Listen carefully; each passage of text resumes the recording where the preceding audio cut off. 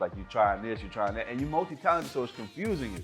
Like, I did get awards in education. I did get awards in ministry. I did get awards in sports. And I got to a place in my heart where I realized God gifted me to present in a way that just resonates with you. You should be doing a thing that's easy to you, that's hard to most. As we continue this journey, this life journey with Boy Man King, these are the things that come up that define you as an individual, as a man, and bring you closer to God, more importantly. You know what I'm saying? Because I can tell you for certainty, without connecting to the line, without yourself, without the brothers that keep you accountable, daily, weekly on that line, that incident could have definitely gone another way and could potentially be even worse.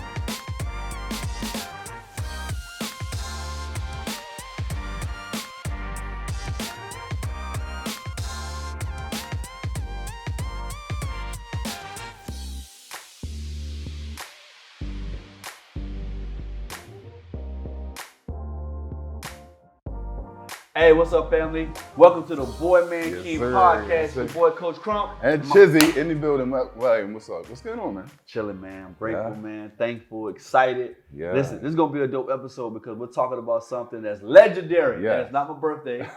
It's not my birthday. It is the King Conference. Yes, sir, the King. How was it, man? How you feeling? I'm still a little bit overwhelmed. Yeah, I'm it was still a great processing. day, man. Oh my It was goodness. a great day. Oh my goodness. I'm kind of reflecting back. Shout out to South Africa. I put in my I see you repping the South Africa merch, kid. Yeah, so I had at the Shark Dive, but I just in South Africa, the significance was I was just having so much time to myself, and was processing that my 40th birthday was coming up. Right. And I was like, you know what I'm gonna do, man? Like, I'm fully embrace my age, fully embrace my stage, but how? So I was sharing with you in private, like, Right. Yeah. people know me as a basketball player, they know me as a coach, they know me as an educator. But I'm like, at this stage, I'm in a completely different space, professionally and personally. And I said, yes, I could do the yacht. Yes, I could do the guys trip in Vegas. I could have did some type of flex for the gram. Right. You know what I'm saying? Right. But I was like, different. I'm not there either no more. Yeah, I don't need that to feel seen. Right, or, to validate anything. The journey is different. Yeah, I just don't. So, thinking about my communities that I work and coach with, thinking about the people that I help and mentor, it was like, I want to do a conference to bless them with the game that I've absorbed in these past 20 years, in the space of a mentor, a coach, a trainer, a consultant, a speaker, a leader, you know what I mean, a father, a husband. It was like, it's so much I've learned and been through, and my heart goes out because I've grown to stages that a lot of people don't get to see, don't get to hear, don't get to understand, and I wanted to expose that to people as well. Hey. You know what I mean? And so I'm glad my boy was in the building to bless me. Oh, you already knew. Always, man. Hey, so, I wouldn't have missed it. Yeah. I wouldn't have missed it, man. It was a great conference. Yeah. When I think of conference, I think of, this intellectual, standoffish, I'm just spitting information, people just getting information.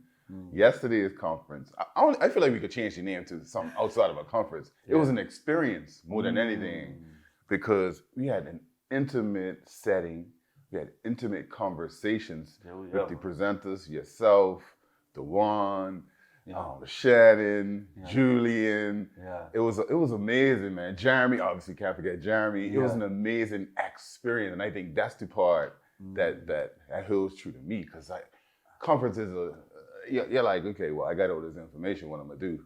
And for you, like, you're one of the reasons that inspired me to do it. Yeah. So now that you did it, now that you was there, what was like some of the takeaways that you had? My takeaways, man, that we need to really have more intense conversations around some of the stuff that came up at the conference, right? So we went to the breakout groups. So I'm giving a little bit about what's going on. Yeah, please. The breakout groups, especially, man, were vital and important. We chopped it out afterwards. And the breakout groups expose people's struggles in a real way. Yeah. So, you know, I like the last breakout group was probably the best one. Yeah. Because you split it up. We had the couples and people in relationship, and they had the single people. I fall into that single category. Yeah. Right? And it was interesting to hear people's passion about, you know, past experience in relationships, what they're looking to do in advance in their future relationships, and how at the core of it, this is the takeaway for me, that God is the center of all of it, should be the center of all of it as we progress forward. You know what I mean? In my personal experience, I've tried to do it my way. I'm trying to do it other people's way. Try to, you know, appease and do all these other things. But I'm saying, man, I'm tired of doing it my way. We got to put God first. So, and that conference highlighted all of that, because you couldn't get that in a larger environment. In a larger environment, you're just getting information, and you don't have that intimacy, that one-on-one interaction you can have with other people who have a shared experience. So I think that's the recipe moving forward for year 2. For year 2, that's the recipe. The plugs are everywhere. Jake, the plugs are everywhere, as if like there was no strategy behind this, bro. It was simply, hey, listen, I'm turning 40. I want to look back at this moment in my life. Right. You know what I mean? And say, you know, I want to kind of highlight in a real way where I am. That was captivated, bro. It was captured for sure. And what was humbling, this was what humbling, man. I was mad nervous. I'm a man's man alpha. Nervous? I don't really have, I wouldn't say nervous. Right. Sorry. Because I had a little bit of anxiety over the fact I don't have a personal community and I don't have a following. Okay. So me putting on a conference and charging $100. Right. Yeah. I had no idea how hard it would hit. That room, those people showing up, showed me the impact I had on people's life. For sure. It showed me like, nah, bro, like you for real got impacts on people's life. And then to see what happened when they got there. Yeah. So it was twofold for me. It was amazing, man. Who's gonna show up? Are they really going to show up? Even if they pay, like it's trippy because you've never done this before. Right. You don't have a community. You don't have a following. So you have no idea. Right. I literally have no idea. But I bought the space. I bought the media people. I'm designing the space. I'm preparing for presentations. Did the marketing, did all that? I'm marketing. Oh my God. I've never done any of that, like directly for me to bless people. So I have no idea. But I was prayerful, I was hopeful. And I was convicted by 2 things. One, I joined the church and the pastor was like, man, we're doing a 40-day Lent. I want you to sacrifice something for 40 days leading up to Easter. And I was just like, all right, no alcohol. And no like sexual images, like you know, no Instagram Explore page, no scroll ministry, I don't want nothing stimulating me in a negative way. So like I was adamant about double back on investing in myself spiritually. So even my YouTube feeds was like pastors. Okay. I had a bunch of like, it wasn't a bunch of podcasts this time, it was a bunch of pastors. Like, really get me in a space where I'm showing up to be what the space needed to be, what needs to happen in the space. And you was in your pocket, bro. I'm heard you preach. I'm seeing you do like, you know, some motivational talks over the years. We've kind of been, you know, vibing in different areas and different arenas, man. You did your thing yesterday, man. Oh, thank you. I was sitting up there like a proud father, like, check my boy up there doing this. And I was captivated the entire time with how your delivery, you was in your bag. And I could tell like that's your element and you enjoyed it. Like it was organic. Yeah. The comedic parts were there. I was like, your boy's doing this thing, man. I was proud of you, man. That's a good look, man. Hey, I appreciate you, man. Yeah, man. I appreciate you. And that's the other thing. You know, you do so many little things in life, right? And Jake, we talked about this. Like you trying this, you trying that, and you multi-talented, so it's confusing. You know, I did get awards in education. I did get awards in ministry. I did get awards in sports. So I did get awards. So you start to like, okay, which thing am I supposed to like really? And I got to a place in my heart where I realized God gifted me to present in a way that just resonates with people. Facts. So I didn't go to school for it. Yeah. And shout out to CJ, ETA, ET's right hand man. He was like, "You should be doing a thing that's easy to you, that's hard to most." Right. He was like, "That's the thing you should be doing." And so what convicted me to make a pivot was just like, bruh, do what God has birthed you to do, whether you even into it or deep. And so I doubled down on it. I doubled down on the fact that I like to coach and mentor. I doubled the fact that I like to speak. Right. And it just kind of, yesterday was a culmination of, man, this is it. Yeah. We've arrived. Yeah, in your pocket. This is what we're doing. Yeah. Hey, man, the environment was so, like you had to be there to really feel it. Oh, my goodness. Right? Oh, my goodness. The intimacy, I talked about it, but that's the recipe. Like I said, you're two. You're two. He's on his We gotta stay. You gotta stay there. We talked about it a little bit, offline. How even in the breakout groups, my experience, I do a lot with young people. As you know, of course. And running groups. I've ran groups before with young people. Yeah. And mediating those things, and to see people just fully open up. People coming into tears. Yeah. Talking about deep and dark things that they probably wouldn't tell their best friend in a space of complete strangers almost. Yeah. That's amazing. You can't captivate that in any other way, man. So you're two, again, for the plug.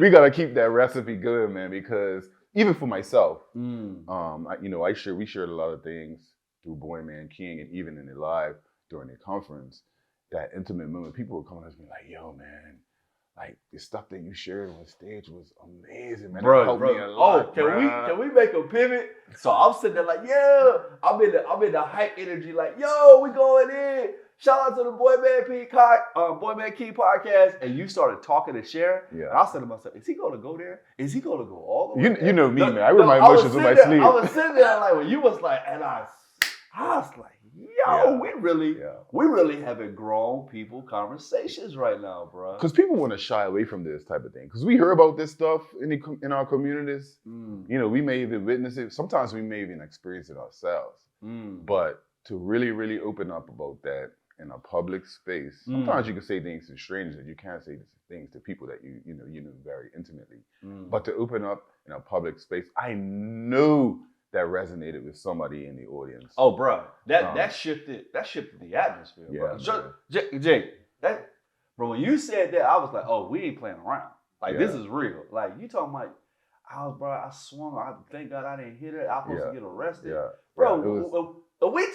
What are we talking about? Yeah. So, bro, when you went there, bro, I was just like, oh, okay, that's what we doing. And let me, for disclaimer, I was trying to take questions from the crowd. Right. I was like, yeah, it's y'all time. I was like, oh, he going there. Yeah. And again, so obviously I highlight that experience for the purposes of saying, look where I was, look where I'm going, look where I am, sort of thing, or look where I am, where I'm going, sort of thing. And so as we continue this journey, this life journey with Boy Man King, these are the things that come up that define you as an individual, as a man, and bring you closer to God, more importantly. You know what I'm saying? Because I can tell you with certainty, without connecting to the line, without yourself, without the brothers that keep me accountable daily, weekly on that line, that incident could have definitely gone another way and could potentially be even worse moving forward. So that's the takeaway for brothers who are struggling with it, who are like, yo, man,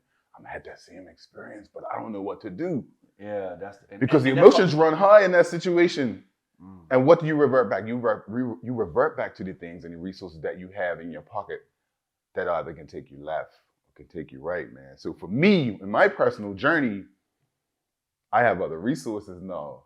You know what I'm saying? So it's no longer I get emotional, I'm gonna react. No, it's I get emotional, I pause, I think, and I pull from those resources that I've acquired over time. And that's counseling, that's the prayer line, that's Boy Man King, that's all those things. So I'm rambling a little bit, but no, man. This is the important part of the journey. Because as you know, you don't just arrive at these places. Every day, as you talked about on the conference, you have to renew your mind and continuously be in a space to fill you up so that when you're hit with this type of circumstances, you're able to make the right decisions. I want to say two things, and one I want to throw it back to you. Yeah. Well, this reminds me of a quote when I tell my clients is separations in the preparation. Yeah.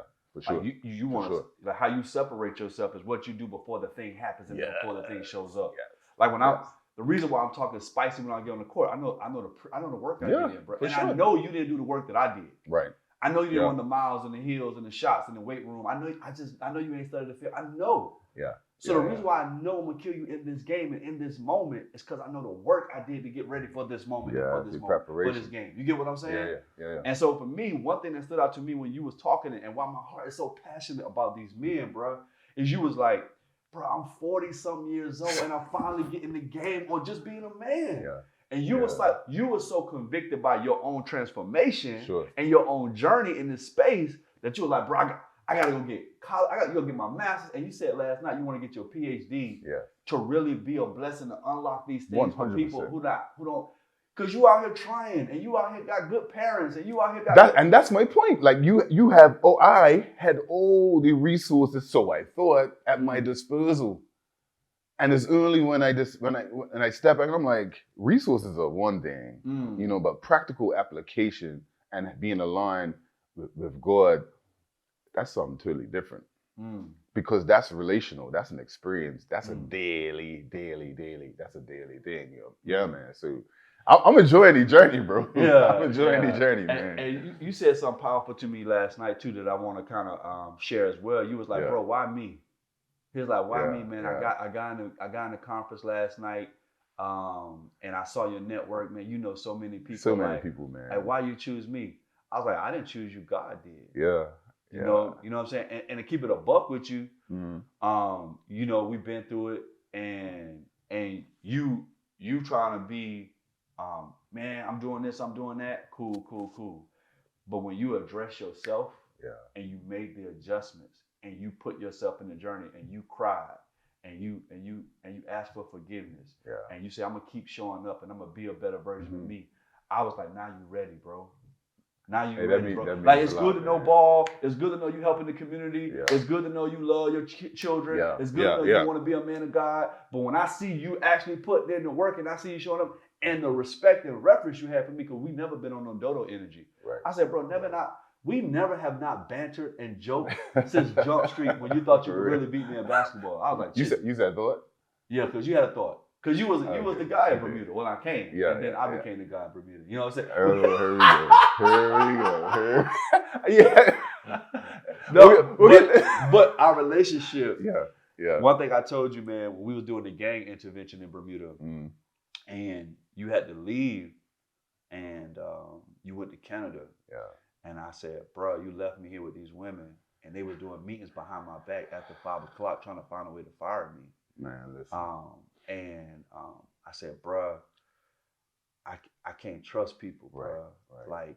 Like people could have degrees, and I said, people having meetings. I found out now, 6, 7 o'clock at night. Hey, what can we do to get Chris out? He got too much influence. Man. Too much people are supporting the community. Like, we got to find. Like, when I was finding out about what was happening, I was too young to understand my own gift and talent. Yeah. And you was a guy like, bruh, let something sideways come out your mouth about Crump. Yeah. I'm shutting it down. And then somebody told me you did that. Yeah. And then I saw you do it when I walked in on somebody, right? Yeah. And like, bro, like Crump's the guy. You already know. He runs the play, and we follow suit. Definitely. So when I went to that boys' school, I was like, cool, y'all can have the degrees and certification. I said, I gotta have somebody flying to be on my staff. For sure. So when I'm not here, I know somebody ain't trying to, you know what I'm saying? So, bro, another reason why you Teflon. So I was like, yeah, man, like I know how other people may have experienced Chizzy or no Chizzy, but our friendship, our brotherhood was on some other stuff. Yeah, and I knew the depth you have and all the experience you had, and it was gonna come out on the podcast. Hey, man. Hey, that's love. That's love. Yeah, my boy. Yeah, man. And that's what this is all about. It's a culmination of our journey over the 20 years to be like, bro, like, you've been that one. It's just now God has put us to a place now where it's time for us to bless other people with what God has experienced. 100%.